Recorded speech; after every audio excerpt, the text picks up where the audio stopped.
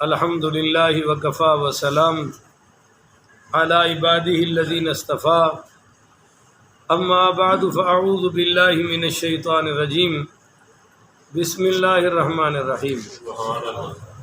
معزز محترم محتشم سامعین حضرات، 14 مئی بروز ہفتہ بعد نماز عشاء 2022 کا یہ درس قرآن انشاءاللہ سورہ توبہ آیت نمبر 113 سے لے کر 116 تک جاری رہے گا۔ آپ دعا فرمائیے رب کریم مجھے شرح صدر کے ساتھ حق سچ بیان کرنے کی توفیق عطا فرمائے اور ہم سب کو عمل والی باتوں پر عمل پیرا ہونے کی توفیق عطا فرمائے۔ یہ جو آیت نمبر 113 ہے یہ بڑی اہم ہے اس لحاظ سے کہ اس میں ایک ضابطہ بیان کیا جا رہا ہے، ما کان علی نبی، کہ نبی کے لیے اور ایمان والوں کے لیے یہ جائز نہیں ہے، ان کے لیے یہ درست نبی کے لیے بھی درست نہیں اور ایمان والوں کے لیے بھی درست ما کان علی نبی جی، نبی کے لیے اور والذین آمنوا اور ایمان والوں کے لیے یہ جائز نہیں، یہ درست نہیں، کیا ان یستغفروا، کہ یہ مغفرت طلب کرے، اللہ سے معافی مانگے، للمشرکین، مشرکین کے لیے، کن کے لیے؟ تو دعا مانگنا، مغفرت طلب کرنا یہ مومن کا مومن کو سجدہ ہے، مومن کا کافر کو نہیں سجدہ۔ اس آیت کا شان نزول کیا ہے؟ اگلے لفظ پہلے سن لو، وَلَوْ كَانُوا أُولِي قُرْبَىٰ، اگرچہ وہ تمہارے بہت ہی قریبی رشتہ دار ہی کیوں نہ ہو، مِن بَعْدِ مَا تَبَيَّنَ لَهُمْ، اور بعد اس کے کہ جب یہ واضح ہو گیا لہم ان پر کہ انہم اصحاب الجحیم، کہ وہ جہنم میں جائیں گے، جنت میں جا سکتے تو پھر ان کے لیے دعا کیسی؟ تو دعا وفاداروں کے لیے ہوگی، بولو غداروں کے لیے، مومنوں کے لیے ہوگی، مشرکوں کے لیے، کافروں کے لیے تو مسلمانوں کے لیے تو ہوگی مگر کافروں کے لیے، اللہ کے دوستوں کے لیے دعا ہوگی مگر بولو اللہ کے دشمنوں کے لیے کوئی دعائے مغفرت نہیں ہوگی۔ اس لیے فرما دیا وَلَوْ كَانُوا أُولِي قُرْبَىٰ، اگرچہ وہ تمہارے رشتہ داری قریبی کیوں نہ ہو۔ اصل میں ہوا یہ کہ جب ابو طالب کی وفات کا وقت قریب آیا، یہ روایت بخاری میں ہے، مسلم میں ہے اور دیگر کتب حدیث میں بھی ہے، تو اس وقت نبی کریم پڑھیے صلی اللہ علیہ وآلہ وسلم پہنچے ابو طالب کے پاس، اس کی زندگی کے آخری لمحے چل رہے تھے۔ ابو جہل وہاں پہلے ہی پہنچا ہوا تھا اسی ڈر سے کہ محمد کہیں ان کو کلمہ نہ پڑھا دے، اور یہ جو دلیلیں دیتے ہیں اندر کے رافضی اور اوپر کی سنی، اندر کے تو یہ کالے ہیں، اوپر سے لبادہ اہل سنت کا اڑا ہوا ہے، وہ جی ابو طالب نے فلاں جگہ تعریف کی، بھی بے شک کی ہے، حضور کی تعریف تو بڑے بڑے یہودیوں نے بھی کی ہے، بڑے بڑے عیسائیوں نے بھی کی ہے، بات تعریف کی نہیں ہے، بات ہے کہ کلمہ پڑھا کہ نہیں پڑھا۔ اگر تم کہتے ہو ابو طالب پہلے سے ہی مسلمان تھا تو پھر حضور وفات کے وقت کلمہ پڑھانے کیوں آ رہے ہیں؟ چنانچہ ابو جہل بھی بیٹھا ہوا تھا اور عبداللہ بن امیہ بھی بیٹھا ہوا تھا اسی ڈر سے کہ محمد کہیں ابو طالب کو کلمہ نہ پڑھا دے۔ چنانچہ نبی کریم پڑھیے صلی اللہ علیہ وسلم ابو طالب کے قریب آئے اور کہا کہ چچا تو میرے کان میں کلمہ پڑھ دے، میں تیری سفارش کر لوں گا۔ اور ادھر سے وہ ابو جہل کہہ رہا تھا دیکھیں عبد المطلب کا دین نہیں چھوڑنا، باپ دادے والا نہیں چھوڑنا۔ چنانچہ اس نے صاف کہہ دیا کہ میں عبد المطلب کے دین پر ہوں، میں کلمہ نہیں پڑھوں گا، یہ لفظ کہے کہ میں کلمہ نہیں پڑھوں گا، اور جو سرکار نے فرمایا تھا میرے کان میں چپکے سے پڑھ دے وہ بھی اس نے۔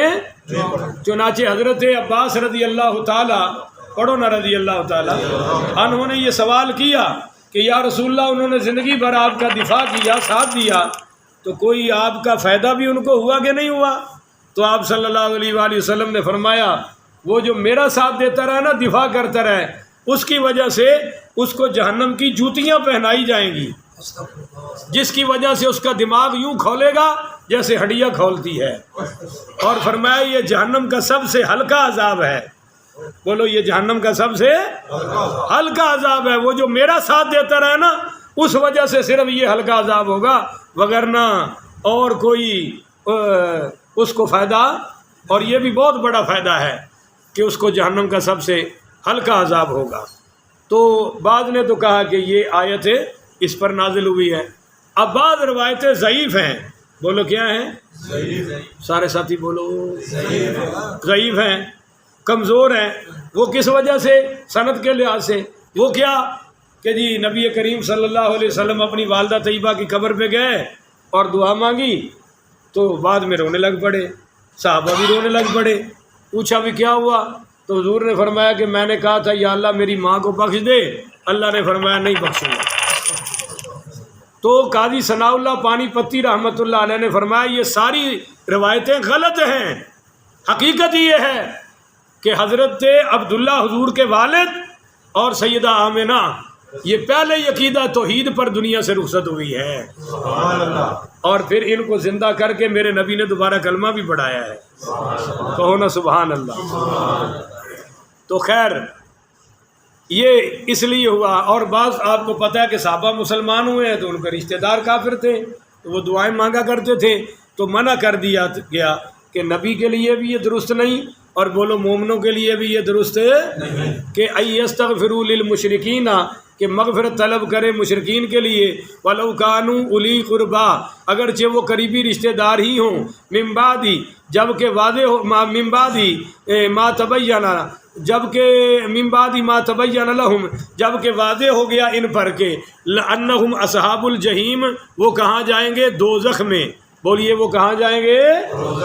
اب یہ آیتیں آپ ہمارے مسلمان ایک دوسرے پر پڑھ رہے ہیں، خاص کر مولوی بڑے شوق سے پڑھتے ہیں کہ دیوبندی مر جائے تو دعا، بولو نا، بابی مر جائے تو دعا نہیں منگنی. اور وہ بھی اپنوں کو یہی کہتے ہیں کہ مشرک مر جائے تو دعا. کیا ساگی نا مسلمان ہوڑ دی، کتنا قرآن سے وفا کر رہے ہیں کہ جو خالص مشرکین اور کافروں والی آیتیں ہیں وہ ایک دوسرے پر لگا کے بڑے آرام سے قرآن کی خدمت کر رہے ہیں. جو حضور کی توہین کرے وہ گستاخ ہے اور جہنمی کتوں میں سے کتا ہے. بولو اس کے لیے دعا ہو سکتی؟ وہ کوئی بھی ہو، کسی بھی مسلک میں ہو، کسی بھی جماعت میں ہو، بولیے وہ کفر پر مرا ہے، اگر اس نے مرنے سے پہلے توبہ نہیں کی تو اس کے لیے دعا ہو سکتی؟ مگر مزے کی بات تو یہ ہے کہ آپ تو صحابہ کے دشمنوں کے جنازے بھی پڑھ آتے ہو، اور لوگوں نے اسی ویکھیا پنڈا میں مرزائیاں دے جنازے بھی چھڈن نو تیار نہیں ہوئے. تو خیر اللہ تعالی ہمیں ہدایت عطا فرمائے. وما کان استغفار ابراہیم لابیہ، اور نہ تھی استغفار ابراہیم کی اپنے باپ کے لیے. اس آیت کا شان نزول کیا ہے کہ ایک صحابی دعا مانگ رہے تھے، اوپر سے مولا علی آ گئے رضی اللہ تعالیٰ، اور وہ دعا اپنے مشرک ماں باپ کے لیے مانگ رہا تھا. تو حضرت علی نے اس کو روکا کہ یار تو مشرکوں کے لیے دعا مانگ رہا ہے. تو کہنے لگا حضرت ابراہیم کا ابا بھی تو مشرک تھا، انہوں نے بھی تو دعا مانگی تھی، تو میں کیوں نہ مانگوں؟ اس پر یہ آیت اللہ نے نازل فرمائی کہ وما کان استغفار ابراہیم لابیہ، ابراہیم نے اپنے باپ کے لیے استغفار نہیں کیا، الا عن موعدۃ وعدہا ایاہ، وہ ایک وعدہ پورا کیا جو اس سے کر رکھا تھا، ایک وعدہ پورا کیا جو اسے، وہ جب اس نے کہا تھا نا ابراہیم علیہ السلام کے باپ نے کہ تو اس تبلیغ سے باز آ جا وگرنہ مار مار کے پتھر تجھے وہجرنی ملیہ گھر سے نکال دوں گا. تو حضرت ابراہیم نے اس وقت کہا تھا سلام علیک ساستغفر لک ربی انہ کان بی حفیہ، ابا تجھے سلام ہو، میں تیرے لیے مغفرت کی دعا کرتا رہوں، تیرے لیے مغفرت کی دعا کرتا رہوں گا. تو ابھی تو وہ زندہ تھے، زندہ کے لیے اگر مغفرت کی دعا مانگے تو مطلب ہے کہ اللہ اس کو موت سے پہلے ہدایت عطا فرما دے. حضور پاک پڑھیے صلی اللہ علیہ وسلم کو جنہوں نے غزوہ احد میں زخمی کیا تھا، آپ نے ان کے لیے دعا مانگی تھی، اللہم اغفر لی قومی فإنہم لا یعلمون، اللہ میری اس قوم کی مغفرت کر دے، فإنہم لا یعلمون، ان کو علم، بولو تو صحیح نا یار، ان کو علم، ابھی تو وہ کافر ہے اور حضور ان کی مغفرت کے لیے دعا مانگ رہے ہیں. تو کافر کے زندہ ہوتے ہوئے اگر مغفرت کی دعا مانگے تو مطلب کیا ہے؟ اللہ اس کو مرنے سے پہلے ایمان کی دولت عطا فرما دے.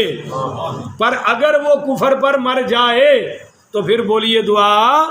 تو کہتے ہیں کہ ابراہیم علیہ السلام، اللہ فرما رہے ہیں کہ الا عن موعدۃ وعدها ایاہ، وہ ایک وعدہ تھا جو اس سے کر رکھا تھا. فلما تبین له، ہاں، اور جب ظاہر ہو گئی انہ عدو للہ، اس پر یہ بات ابراہیم پر کہ عدو للہ، کہ یہ تو اللہ کا دشمن ہے.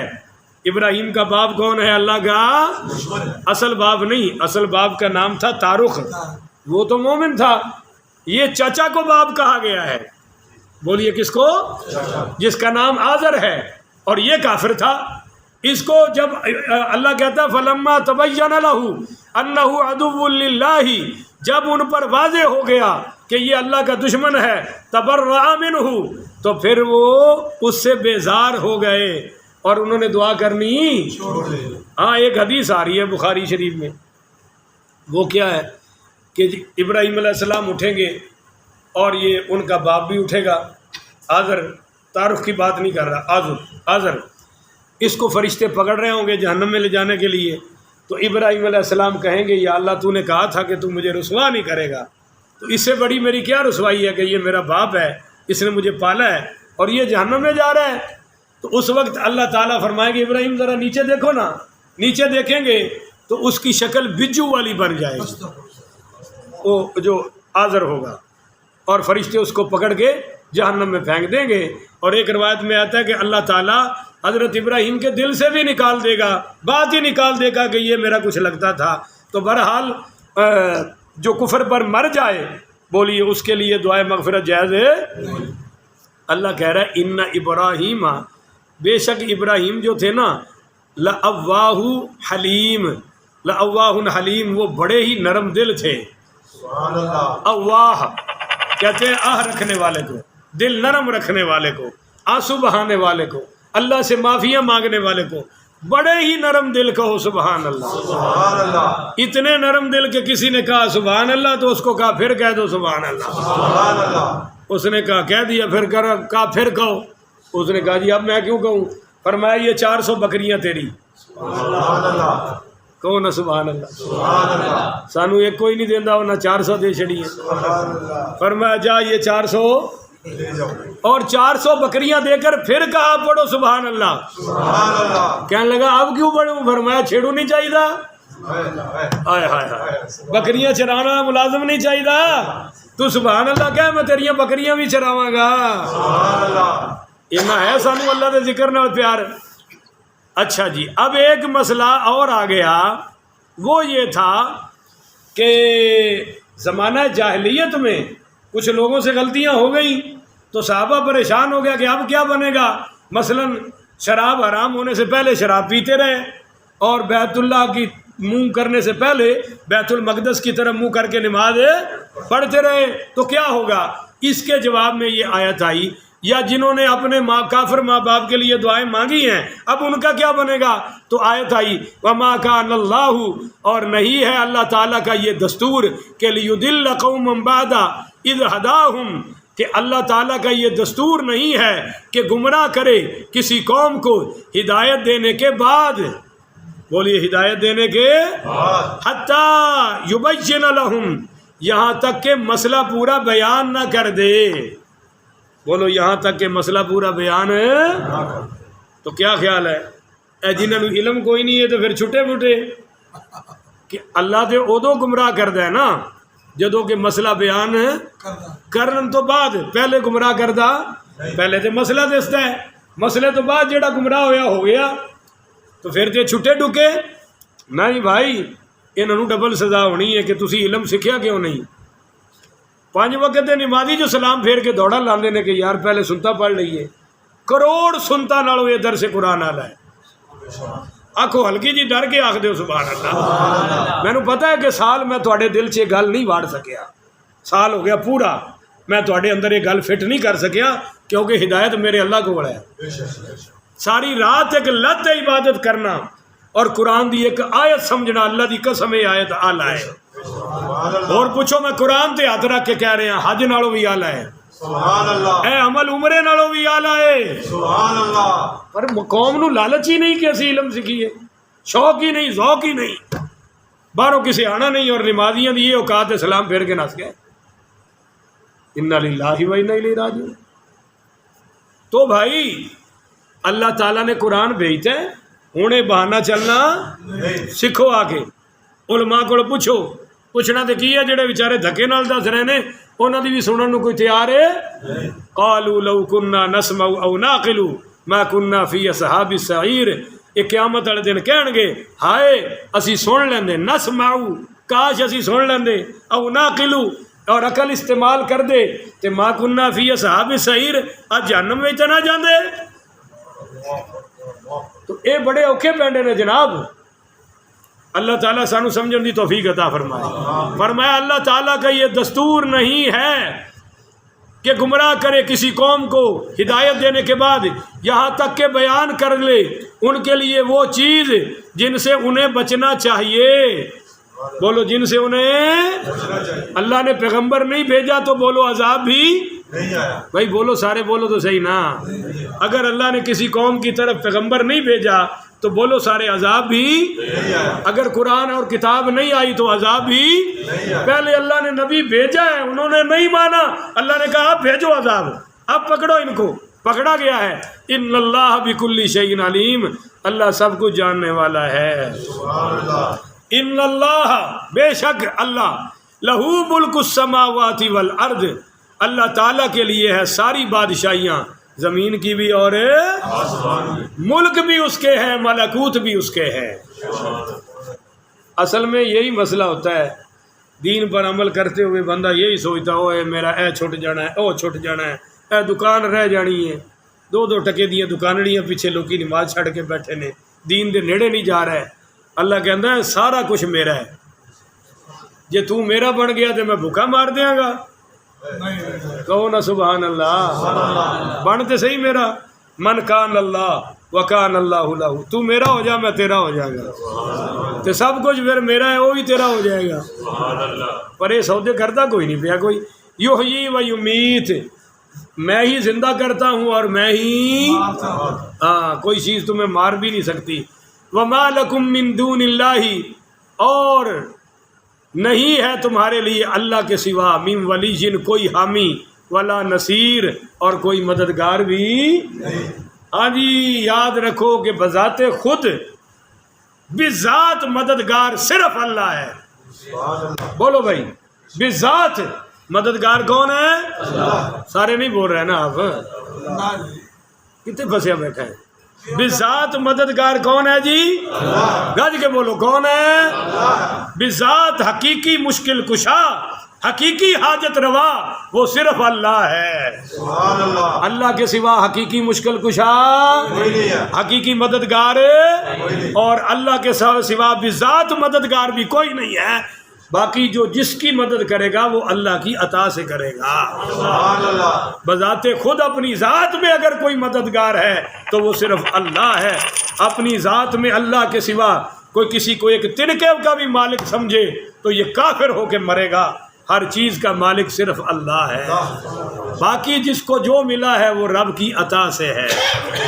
بولو ذرا اونچی بولو نا یار، وہ رب کی، یہ عقیدہ توحید ہے، اور یہی قرآن میں بیان وما لکم من دون اللہ، اللہ کے سوا کوئی نہیں ہے تمہارے لیے ولی جن حامی ولا نصیر، اور مددگار اللہ ہے تو پھر سب کچھ ہے۔ اگر اللہ نہیں ہے تو بولو کوئی بھی نہیں ہے۔ اللہ تعالیٰ سے دعا ہے اللہ مجھے اور آپ کو عمل کی توفیق عطا فرمائے۔ کل سے آگے پھر وہ بیان شروع ہو جائے گا، وہ جو 3 صحابہ رہ گئے تھے، 7 نے تو اپنے آپ کو پلروں سے باندھ کر توبہ قبول کروا لی نا، تو کتنے بچے تھے؟ کل ان 3 کا بیان ہو جائے گا کہ ان کا کیا معاملہ بنا۔